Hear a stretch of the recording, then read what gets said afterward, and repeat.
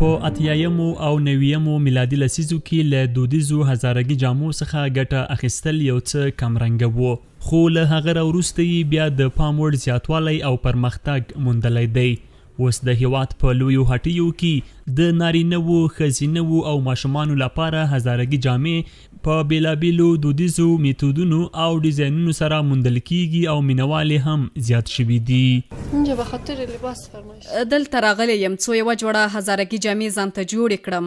هزارګي جامې له پخوا دود دي او خلک یې خوښوي، خو په دې وروستیو 2 کلونو کې یې د پخوا په پرتله ډیر زیات مینوال پیدا کړي او خلک یې ډیر خوښوي. پارسال امسال زیاتر شده از کل سالاک ده.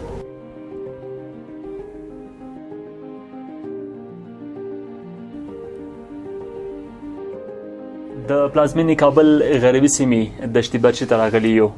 زما پرتن او پر دغه هټۍ کې چې کوم لباسونه وینئ دا ټول هزارګي لباسونه دي چې د دې سیمې اوسیدونکي پرتن کوي او ډیر مینوال لري. دا چې هزارګي لباس څه شی دی، څومره مینوال لري، څنګه جوړیږي، موږ هغه کارخونې ته ورځو چې دغه ټول لباسونه جوړ کړي دي او له دوی سره به مرکې وکړو. له موږ سره پاتې شئ.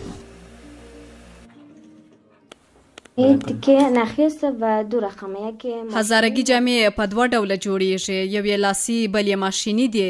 لاسي جامې د نښتې کې باندې ښځې په کورونو کې جوړوي چې بیکاره وي، ځکه د هغه یوې جوړې جامو ګنډل شاوخوا 6 میاشتې وخت نیسي. او بل ډول یې ماشیني دي چې د کمپیوټري ماشینونو په وسیله په کم وخت کې ګنډل کیږي. اول یې اندازه اخلو، بیا ورته تیکه پرې کوو، همداسې بیا یې په ماشین کې ګنډو. اول اندازه‌شو میگیره، بعد طبق ما اندازه بوری زده میشه، باز بعداً داخته میشه. ما برای هر رقم فرمایشی باشه جور میکنیم، چون اینجا آموزش دیدیم و میتونیم به صورت خوب. موږ دلته هر رقم فرمایشي هزارګي جامې ګنډو، ځکه دلته مو یادې کړي دي واسکټ، خولۍ، بکسې، هزارګي او افغاني هر رقم جامې جوړوو. ډیر خوشاله یم چې دلته کار کوم، ځکه په اوسنیو شرایطو کې موږ ته دا کار ډیر ښه دی.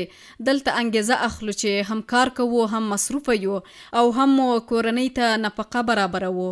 د ګلنګار کارخونې 15 کاله وړاندې په کار پیل کړی چې اوس پکې شاوخوا 100 میرمنې په کار بوختې دي او هزارګي بیلابیلې جامې ګنډي. د یادې کارخونې مسؤلین وایي له دې کاره یې موخه میرمنو ته د کاري زمینې برابرول او په هیواد کې د هزارګي لباس او فرهنګ دودول دي. شاوخوا 100 نفر زموږ سره کار کوي. موږ له یادې کارخونې 3 موخې لرو: خلکو ته د کاري زمینې برابرول، د هزارګي یا په ټوله کې د افغاني دودیزو او سنتي جامو فرهنګ هم کول، او درېیمه موخه مو له همدې لارې یو اندازه پیسې ګټل دي. که چیرې موږ د خیاطۍ په برخه کې یو قرارداد واخلو، مثلا د حجاب یا ورته نورو افغاني جامو ګنډلو په برخه کې چې هم یې تجربه او هم یې ظرفیت لرو، نو موږ به نورې خیاطۍ ونیسو او په دې سره به هغه ښځې چې د کار کولو ظرفیت ولري ورته د کار زمینه برابره کړو. په افغانستان کې هر قوم د یو او بل ترڅنګ د ورونو او خويندو په څیر ژوند کوي چې د جامو، کلتور او خپل دودونو په وسیله په اسانۍ سره پیژندل کیږي.